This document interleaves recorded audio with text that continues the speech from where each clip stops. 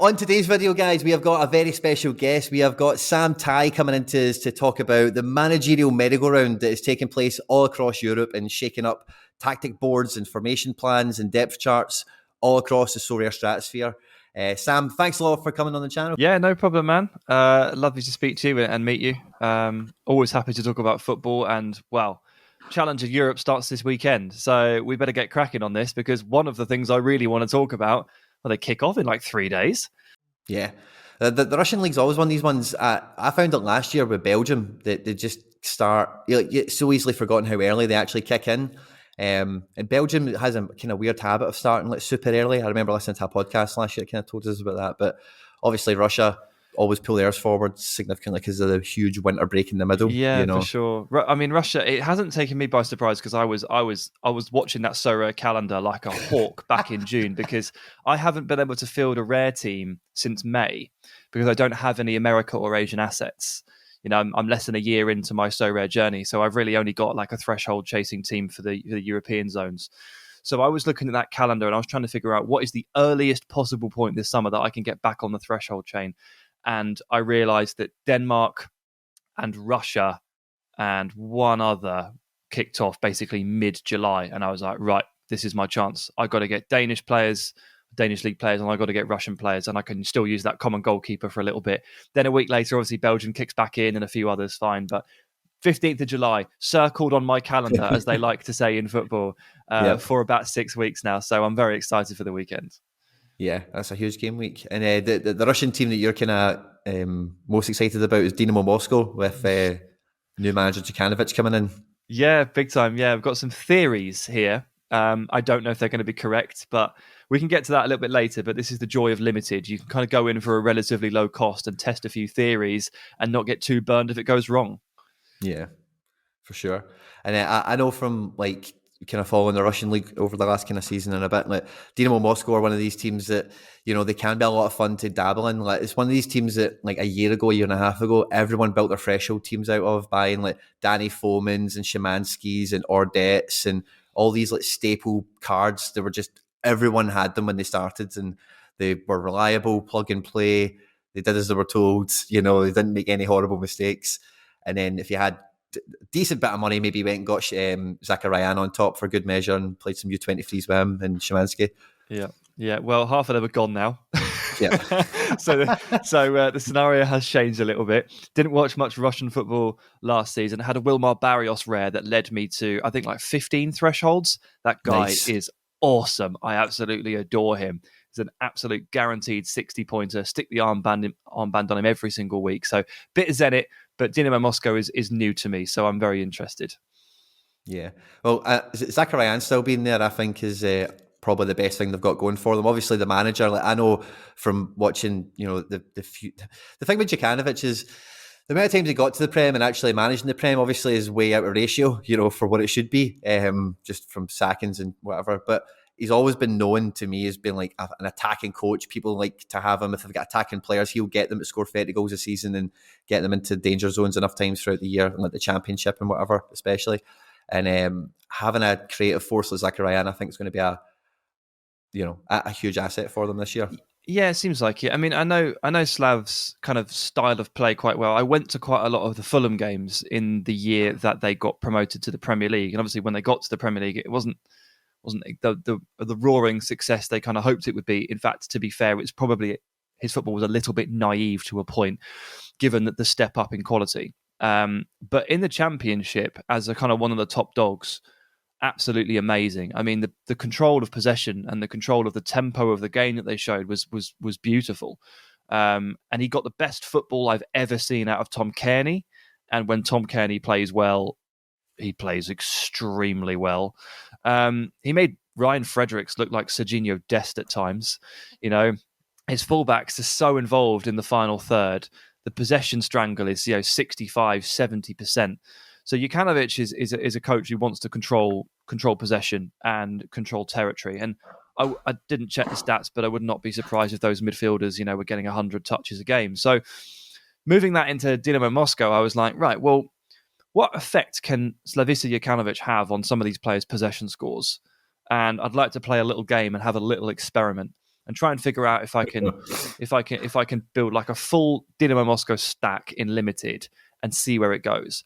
I figured it was like relatively safe to do because they have Zakarian, who is just going to be good regardless, right? Yeah. It doesn't really matter if Jukanovic is a hit or a failure. Zakarian is going to be first of all a good investment at age 20, but also just like a guy who can get you decisives regardless of how the actual play is going. And then you've got Smolov up front, who has been an absolute hit in Challenger, right? So again, you'd feel like even if it's not quite going that well, Smolov is going to score goals. They're your expensive bits, and then the others you can just sort of take punts. I had Balbuena until he suspended his contract. I got out of that one quite quickly, which was quite nice. Made £2 worth of profit on him in a panic sell, but he's gone now. Nice. He's going to go to Brazil. Corinthians, I think, isn't it? Yeah, Corinthians, and then Nicola Moro is the other one that I'm interested in, just because I know he's a good player, but his scores haven't quite been there. What impact can Jukanovic have on Moro if he's getting 100 touches a game? You know, he's a good box-to-box player, does a bit of tackling, but he should see an awful lot of the ball. So I'm quite interested to see what happens here in a league where Dinamo Moscow, correct me if I'm wrong, but can probably expect to control possession comfortably against all but 4 of the teams, I'd say, in this league. I'm fascinated. At home, especially. Yeah, at home. I'm fascinated to see if my theory pans out. The one problem I have, and the one thing working against my own logic, is that it can take a little bit of time for Jukanovic's style of play to settle in. And sometimes teams fire him before it truly takes hold. The patience is key. I don't know if Dinamo Moscow will have the patience. I don't know how quickly it will settle in. So my theory may backfire quite quickly. But if after 3 months he's still in the job, I would expect this to be really good. Yeah.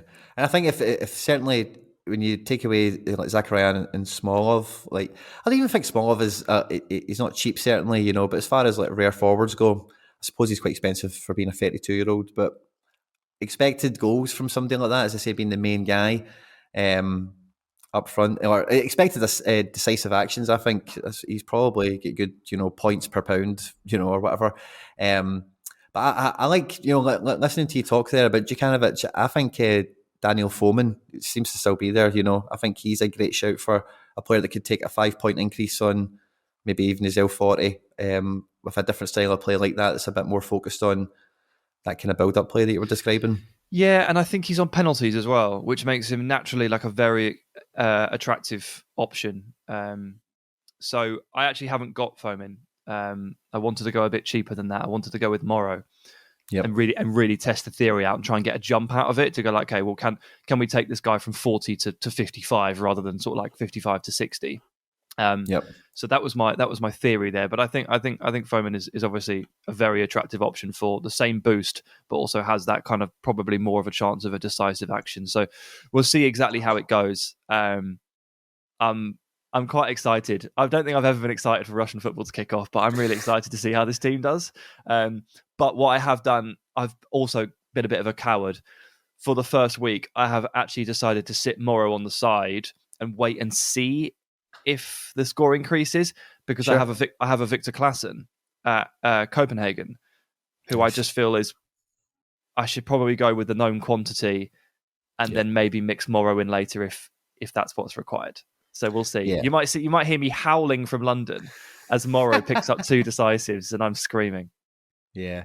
I say sometimes you've got to make that call, but because when you're like waiting on a development to happen, like, yeah, you want to get every score you can, but at the cost of what? If you've got like a known quantity elsewhere, then I think that's I definitely. Well, Classic was sat there not in the lineup. I was like, well, that's not happening, is it? Come on, I can't just leave him out of the lineup, so I had to rejig it. So there you go. Of course. Another kind of managerial change, and it was interesting just before coming on to record, we were talking about I kind of tie into this, but Igor Tudor, the former assistant manager of Andre Pirlo at Juventus, had a season last year with Verona with like some, I would say, decent reviews. You know, if you watch Verona, like they were certainly not dull, attacked for fun, like madmen, you know, and I don't even think they were bad at defending. I just think they had bad defenders. Like I don't think any of those defenders were. If you watch them, like none of them stood out. Like I watched a lot of Verona, and I didn't ever look at any defender and think, yeah, his card could be good. Like none of them are good players. Like, you know, all respect to the men, of course, but So anyway, he's moved on. Is Koray Gunter? He's Verona, right? Yeah, so Gunter didn't get many minutes, but he did look okay. I think a couple of times I've seen him from the bench. Yeah, I liked him. I don't think I liked the others. But I just don't think he got enough minutes. I think I seen him come off the bench a few times in like for maybe Faroli or somebody like that. Anyway, yeah, he did look okay. Must be said. And they've actually just signed, on a little side note, Verona have just signed today a guy from Hibs, Doig. So I'm going to look into that a little bit more later today, because I've got an Ivan Illich super rare still, so that might be a wee pair that could be fun to be had. But Tudor has moved on. He's replaced the madman, that is Sampaoli, over at Marseille. And that, this is an appointment. I actually didn't really see it coming. When Tudor left Verona, I kind of thought, where's he going to go? Because I don't think that they did that well, where he could all of a sudden go into the job market and command a ultimately better job than Verona instantly. And he seems to have done it, Yeah, I guess. Yeah, I mean, I guess undoubtedly Marseille is a step up from Hellas Verona. I mean, obviously Marseille were kind of blindsided a little bit by Sampaoli's very sudden decision to resign. It happened basically just a few days into pre-season, or just a few days before. We've actually seen a few of these, haven't we? We've seen a couple of resignations and stuff about a few days into pre-season. There was one in Portugal. He did 4 days of pre-season and quit on the Thursday.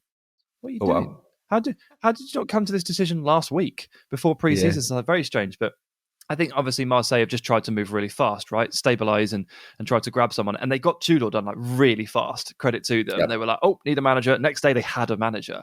What I would say is, without having watched much Verona, so can't really speak too much to the players there, but his style did seem, while it was attacking, it felt more direct attacking than anything approaching Sampaoli.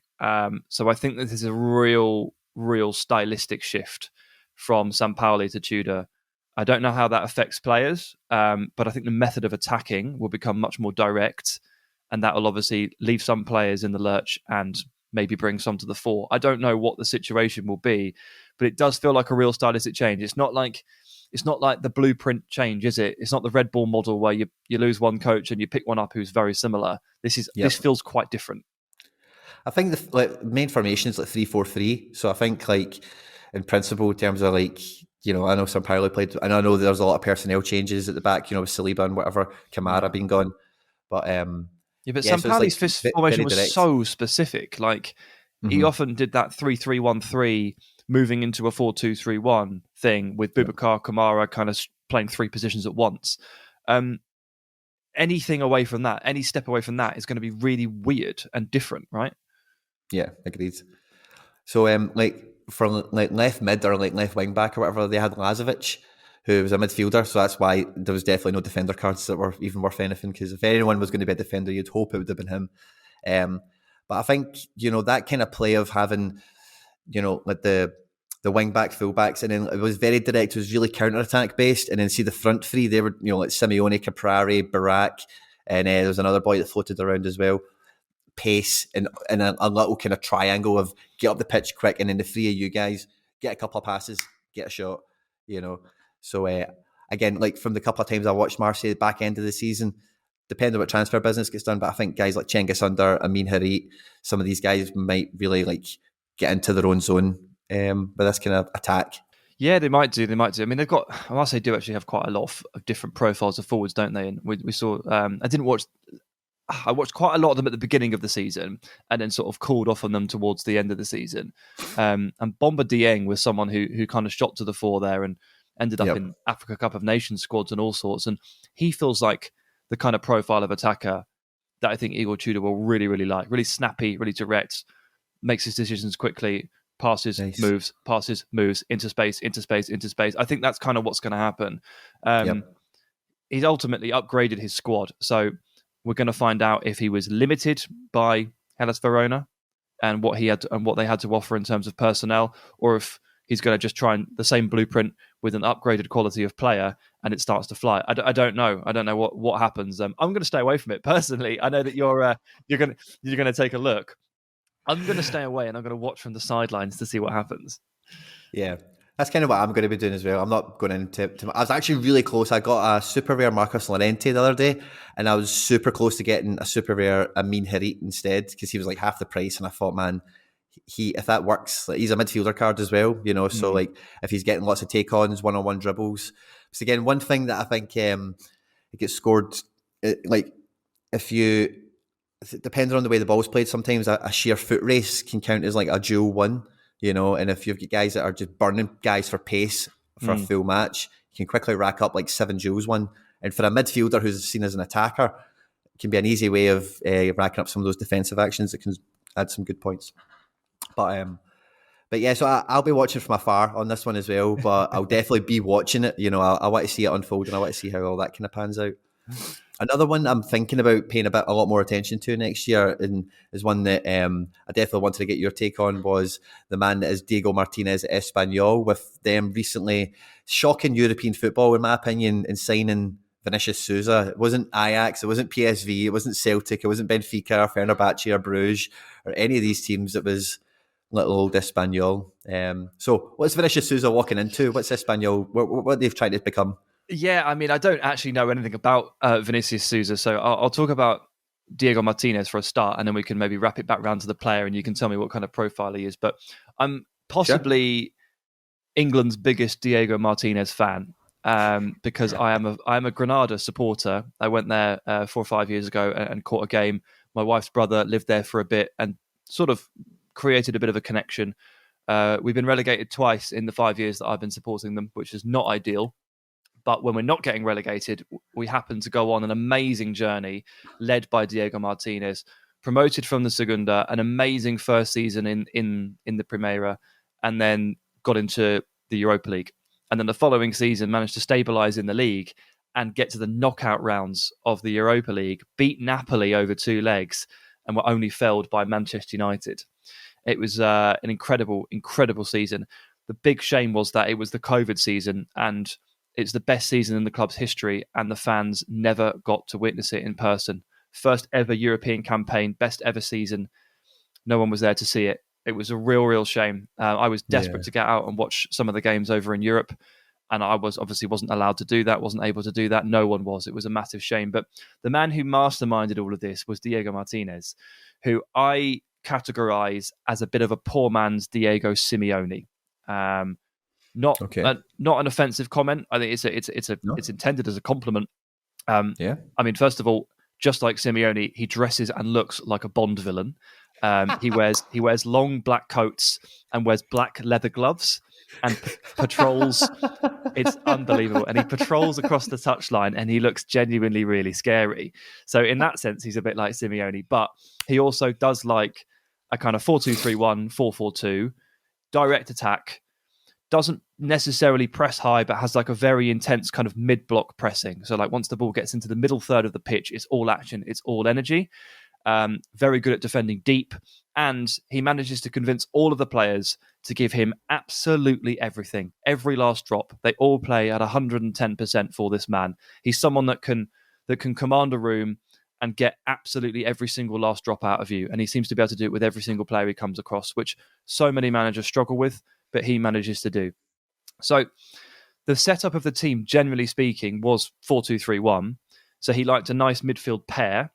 One of them was almost always a genuine anchor midfielder, so one who's hugely disciplined and defensively based.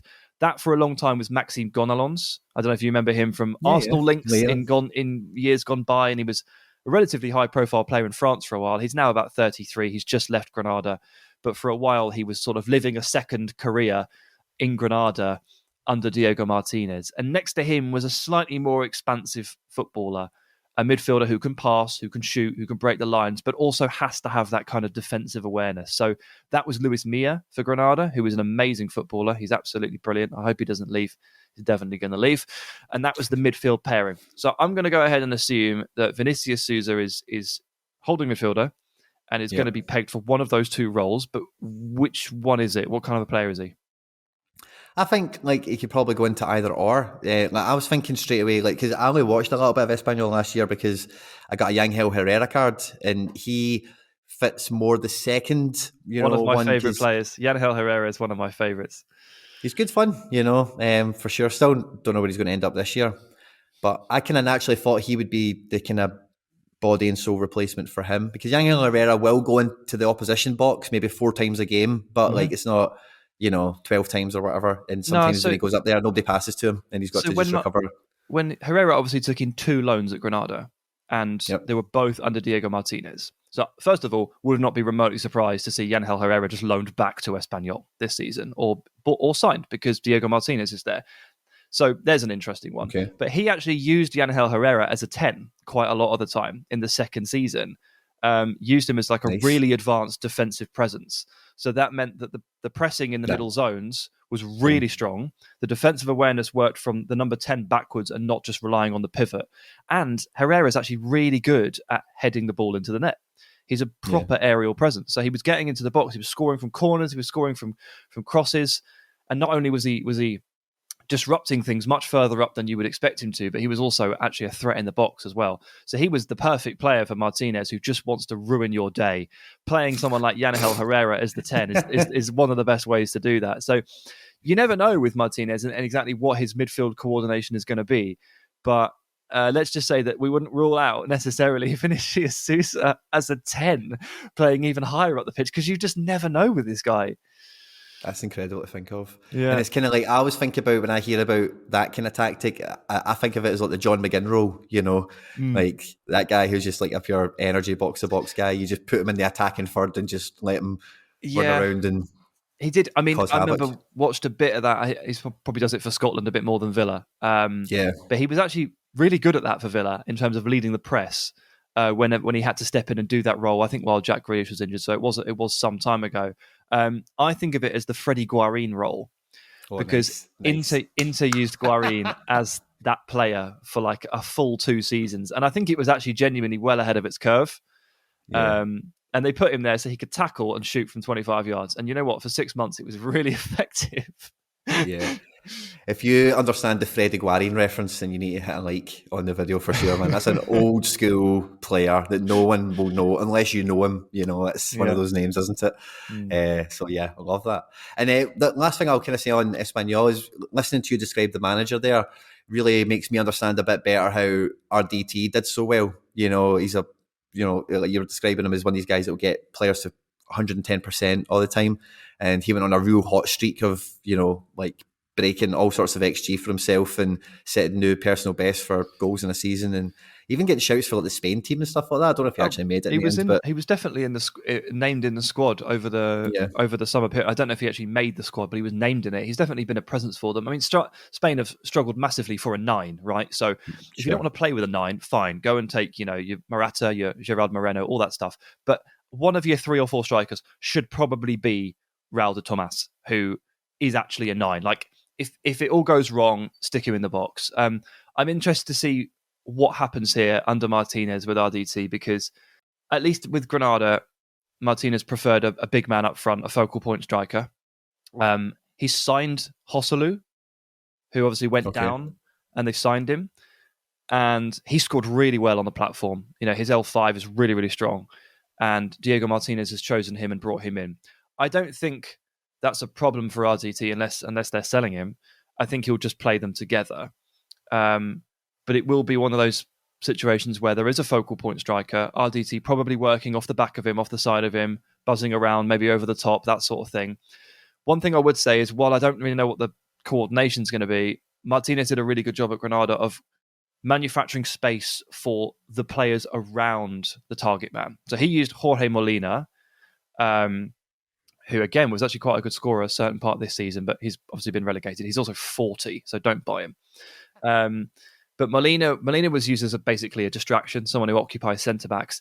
And then the wide players and the floating players were able to pick up sort of 5 extra yards of space thanks to that. And Darwin Machis off the left was really, really good.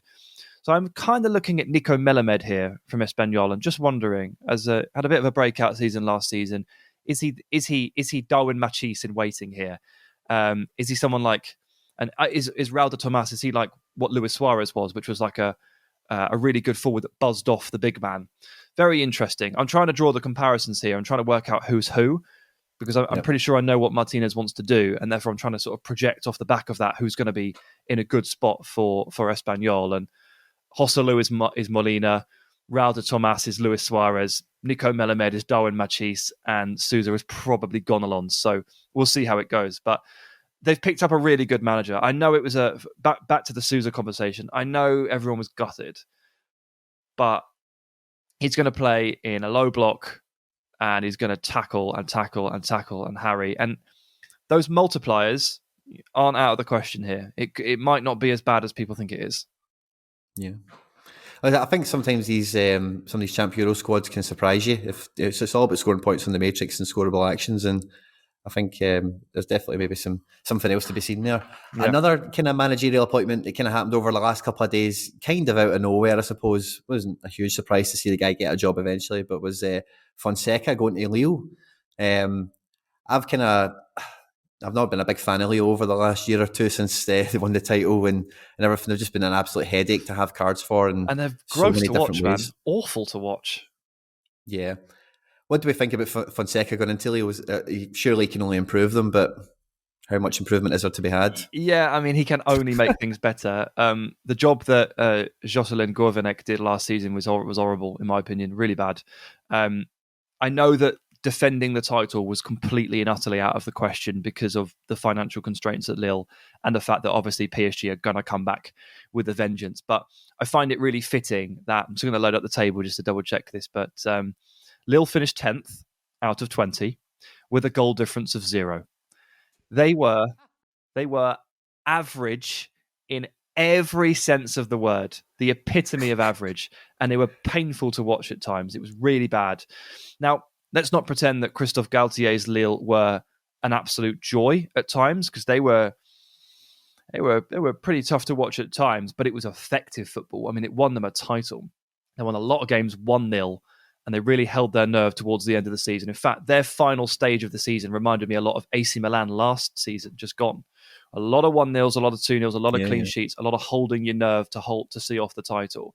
Fine if it's getting your points and winning your titles. Absolutely awful if you're finishing 10th with a goal difference of 0. So the starting point, the bar, is on the floor here for Fonseca, which is good news for him. I would also say that Gourvenec and Fonseca have got different priorities with regards to the ball here. Fonseca's a possession coach. We know that. Great with Roma in terms of the aesthetics of the play. Really good with Shakhtar Donetsk. Loves a 4-3-3 that kind of merges into a 3-4-3. Obviously, the difference between those formations can be quite minuscule at times, depending on what the anchor midfielder does. He really likes to control possession. He really likes players who are press resistant, good at hanging onto the ball, good at controlling the tempo. So this is going to be a big change. It should be a positive for any Lille midfielder because their possession score should go up.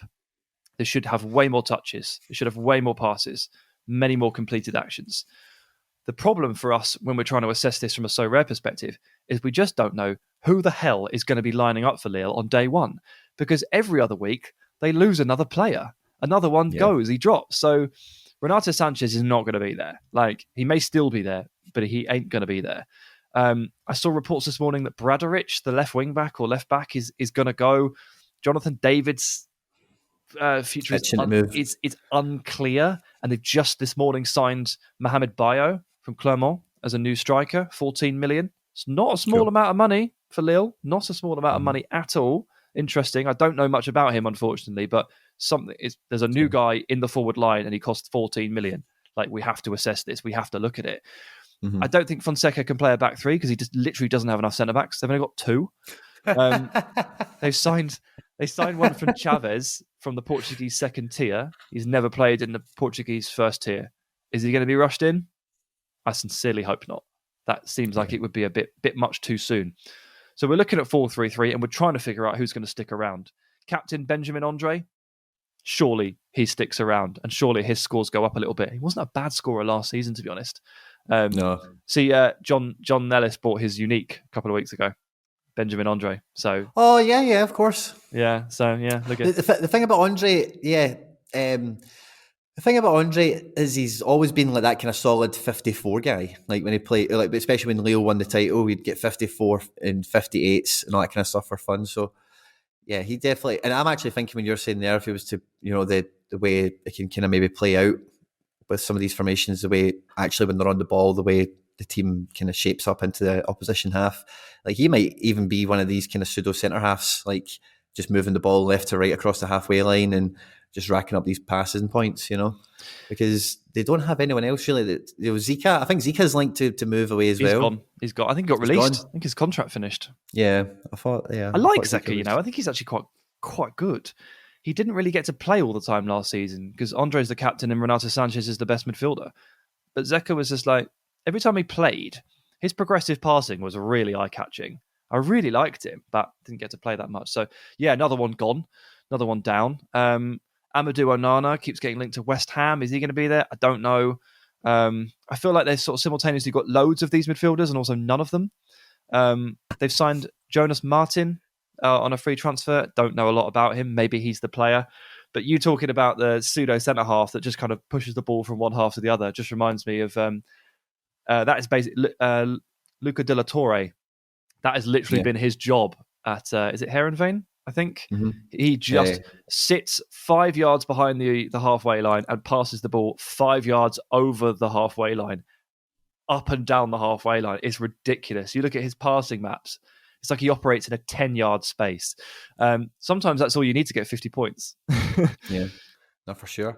And actually, that's quite an interesting one. You mentioned De La Torre because he's just moved to Celta Vigo, and Fran Beltran kind of has been doing that job there. So I wonder how that actually might kind of pan out. Obviously, they've not got a different manager. They've got Coudet still, obviously from last season. But that's I thought Torre was maybe a wee bit more robust than that. So that's a detail I wasn't aware of. I don't know how robust he is, but I just know looking at his passing maps from last season, it's all very recycling, very easy on the eye. Obviously they've lost, as you well know, because you're now a honorary Celta Vigo fan. Obviously, Brais Mendes is gone, so yeah. They needed a midfielder of some description. Celta is an interesting one. They're being advised by Luis Campos this summer. But Luis Campos appears to be too busy with PSG to really do anything for Celta Vigo. They're down to about 15 players. They've got no goalkeeper. They sold a homegrown product in Mendes. They haven't really spent any money. One of the Ranks FC listeners, one of our patrons, Lucas, is a Celta Vigo fan, and he is like messaging me every other day saying that Celta are going down. He's very worried. Worried. Aye.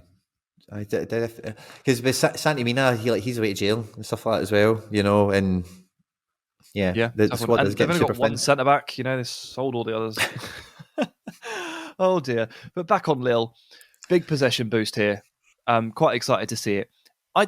I hope Jonathan David stays because I feel like Fonseca is a really good coach for him. I've always been impressed with David's ability on the ball, ability to drop in and link play. Kind of like Lacazette, but over the hill, that sort of thing. Sure. The role that Lacazette was performing for Arsenal last season. I feel like that is David's bag. He makes good decisions. It's really good on the ball, good at holding onto it, good at dropping in and linking play. A possession-based coach like Fonseca, I think, would be great news for him if he sticks around. I think, but I don't know what he's going to do. Yeah, it's hard. Because I was looking at Lille's kind of forward line over the last day or so after Fonseca coming in, and the only card I still own at Lille is Timo Weah, and I'm hoping he will continue to get minutes in form. I've always been a bigger fan of Bamba than I was of Quinny. Obviously, Quinny's not there anymore, so I think Bamba could have a decent year, hopefully, and then it's just that focal point player who's that in the middle. Yeah, I like Bamba too, but all I read over the summer was that he wants to leave too. So it's the same old story. It's like, and I think only has 1 year left on his deal. So if they're going to get cash for him, I think this has to be it. But over the course of the last year and a half, that the team that won the title for them is just leaking away. Ikone, David, and Bomba were the three Jonathans, and they teamed them up with Burak Yilmaz. They're all going. They're all half of them are gone. And the other two are trying to leave. It's tough. It's tough to see, but. For David in particular, and obviously he's a player of massive interest to so rare users and players, I feel like Fonseca would be only good news for him. So if he does end up sticking around, he doesn't get a move, I don't think that's bad news at all. Yeah, for sure. And on that kind of striker kind of talk, again, another new managerial appointment we were kind of just chatting about before coming on is Gattuso moving into Valencia. Now, similar to Celta Vigo, who we were just talking about there, Valencia ain't got no money. They've got no money to do anything. They've brought in Samu Castillo yesterday, the former Villarreal and AC Milan right winger. And, we were chatting about Maxi Gomez being the beneficiary of this Gattuso appointment. I think so, yeah. This isn't influenced by your most recent video on Sorare TV. Not at all. I about 12 or 13 days ago, I bought a Maxi Gomez rare. I was looking for a champion Euro striker who would definitely play, and I think Gattuso has a type of forward that he really likes. You know how coaches like certain forwards. Gattuso likes a big target man, and given that Valencia can't really afford to sign any other strikers, have Gomez, who we know is a good player, but he had a bit of a down season, and he fits the profile for Gattuso.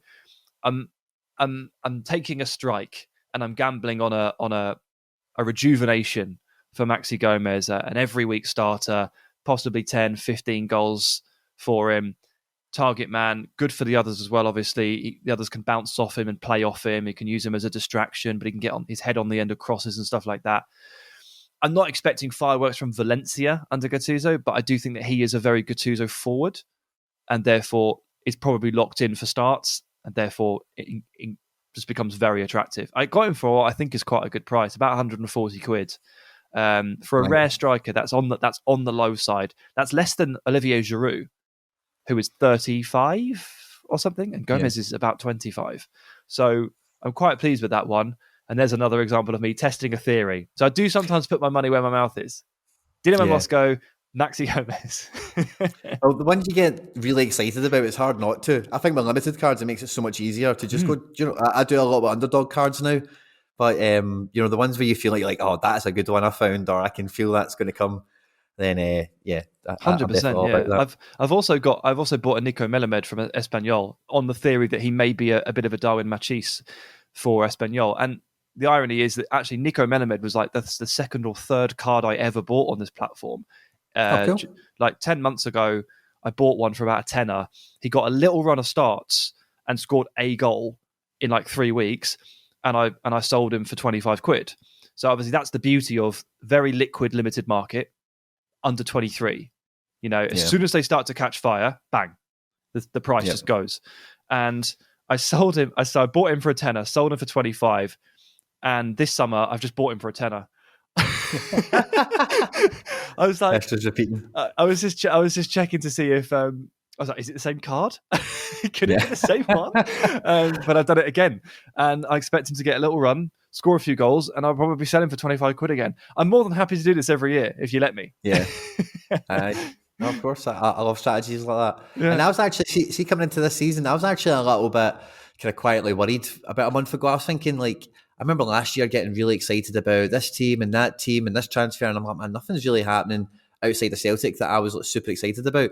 And then it really feels like over the last week to 10 days, so much stuff is happening. I'm like, oh man, I can't wait to see a bit of La Liga next year, and Bundesliga is going to be like this, and whatever. In Bundesliga, there's 2 managerial kind of appointments that are maybe any kind of food for thought. Is Daniel Farke at Mönchengladbach, and Terzic, the kind of new old manager, back in at Dortmund. The new old manager, yeah. The new old manager, kind of thing. But yeah, so I'm actually like, I feel like everything's really kind of heating up over the last week in terms of the transfer market, and like some of these random managerial appointments like Fonseca and Tudor that we've kind of touched on. Obviously, Martinez was there last year. That was a wee bit of selfish intel gathering from me. But maybe 2 unknown kind of quantities, if nothing else, kind of coming into the Turkish Superliga this year is maybe a little bit less unknown. But Andrea Pirlo coming in at Karagümrük. Fatih Karagümrük, I think, yeah. And Nuri Sahin coming into Antalyaspor. Oh, God. Is Nuri Sahin a manager now? He's like 34 or something. I've never felt more in my 30s. Oh no, Nuri, you can't be a manager already, man. Although he did retire early, didn't he? He did retire early. Yeah. What a shame that was. What a player Nuri Sahin was. But I have no idea what to expect there. I don't watch much Turkish football, although I did have a Davide Biraski rare up until very recently, and he was loaned from Genoa to Karagümrük in January. So I did end up at one point watching a Fatih Karagümrük game at 10 o'clock in the morning on a Saturday, which I think was a bit of a low point for me this year. My wife certainly was wondering what on earth was going on, because she knows as well as anybody that the earliest you can watch football reasonably is the 11:30 Serie A kickoff. So when I flicked the game on at 10, she thought I'd completely lost it. And I was watching Baraski, see how he got on. He wasn't that great. But Pirlo's taken a really weird job here. 1-year contracts. Maybe that suits all parties. Maybe they're taking a gamble on him. He's taking a gamble on them. He wasn't great at Juventus, to be honest with you. I was really not impressed at all with his Juventus team. And he's gone to a club with good Italian connection. Baraski might return. Viviano's in goal. Lucas Leiva was there, obviously former Lazio, and a few others as well. There's a decent wedge. Fabio Borini is there. So decent wedge of Italians there to get his teeth into. As far as I'm concerned, Pirlo is on the clock. He needs to prove that he's not rubbish, because I actually genuinely think that season at Juventus was rubbish. I didn't see anything in there that I liked. Tactically, game management, all of it was completely off. Yeah, he was kind of brought in as well as the kind of, it was just after Zidane at Real Madrid as well and everything, and it's like, Pirlo is going to come in and he's going to be the saviour for Juventus in this kind of low ebb, and he definitely did fail in all regard. The problem for these coaches in Italy in particular is they all write these tactical theses, right? You've seen these? Every coach has a thesis, and they do it, I think, with their badges. So they have to write a tactical thesis, like, this is my idea of football. Here's how I would play. Here's my vision. And if you read the thesis, like, every single coach that writes one looks like Guardiola on paper, right? Because the thesis is beautiful. Then it comes to actually putting those ideas into practice and getting that to work, and it completely falls apart, because it turns out Guardiolas aren't just readily available, right? You can't just produce them via coaching badges. They're really special people, really special managers. And Pirlo, his thesis got leaked onto the internet and translated, and the expectations just went through the roof, because it sounded like he was going to be the next great manager. And the end, what happened was they scraped fourth, like really scraped it in, only because Napoli screwed up on the final day. They played weird 4-4-2s and 3 at the back systems with Danilo at centre-back. They couldn't hold on to leads. They couldn't manage games. They couldn't keep hold of the ball, which is bizarre because Pirlo's the coach. All of this was extremely strange. Juventus games were too end-to-end for Juventus's liking. Now, I don't watch much Turkish football, but I'm told that Turkish football is quite end-to-end. So maybe he's a great fit for that league. But Pirlo's stock for me is very low. And that is represented in the job he's been given, the contract length he's got, which I'm sure wasn't just his picking. And we'll see what happens. But I'm fascinated because he's got some proving to do. Yeah, totally.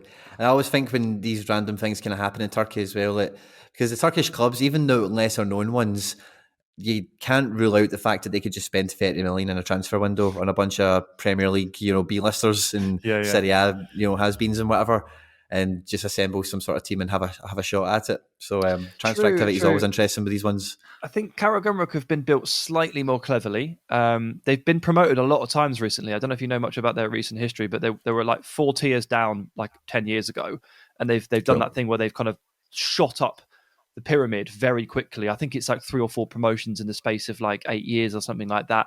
They weren't promoted into the Super League until a couple of years ago. They've just finished 7th or 8th. Obviously, they're taking advantage of the terrible financial situation at Galatasaray and a few others, and a down year for a couple of others as well. But they're actually quite smartly run. Even I say that sounds hypocritical because they employ Fabio Borini, but they are quite smartly run. But they're not actually that sort of team that go out and spend 30 million. You've seen how bad Galatasaray's finances are, right? You've seen how much trouble they're in. That willingness to take on the Premier League offcasts and pay them 80, 90, 100 grand a week has finally bitten them. And they're now under government regulation. So I don't know how long that continues in Turkey. They may have finally woken up to that reality. And therefore Galatasaray might spend quite a long time down there. I don't know what exactly happens to them, but I wouldn't expect Karagümrük to go out and spend that money. I'd expect them to be a little bit smarter with it. Maybe. You never know. You never know with Turkey. I nearly talked myself into that. And then I was like, but it is Turkey.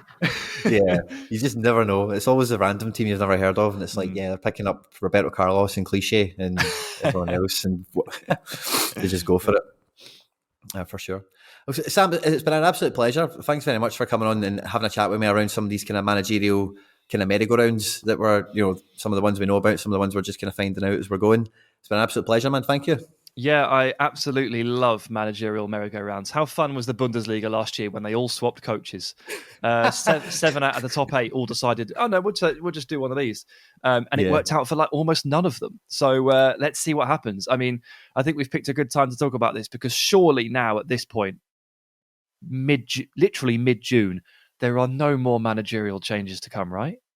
Everyone has got the managers that they want and we can start assessing from here, but you never quite know.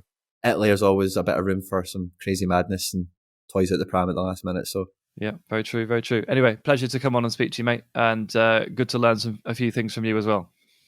No, absolute pleasure, man. Thanks a lot. Let's get into all the giveaway stuff before I let you go. I'm still doing monthly giveaways and I'm making it easier to enter. If you want to be entered to win this month's prize or any future giveaways here at the channel, all the same rules will always apply. Hit the subscribe button, you need to be a subscriber to enter, then leave a comment down below. Each month, a random comment from a random video will be selected as the winner, so the more videos you leave a comment on, the better the chance you've got of winning any of my giveaways.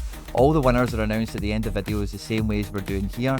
The best way to keep up with the content has always been to hit the notification bell with all notifications turned on. As always guys, if you've enjoyed the video today, I'd appreciate it if you hit the like button. On screen there now some other stuff that I've made that YouTube thinks you might enjoy. Stay out of trouble and I'll catch you on the next one. Take care. Bye bye.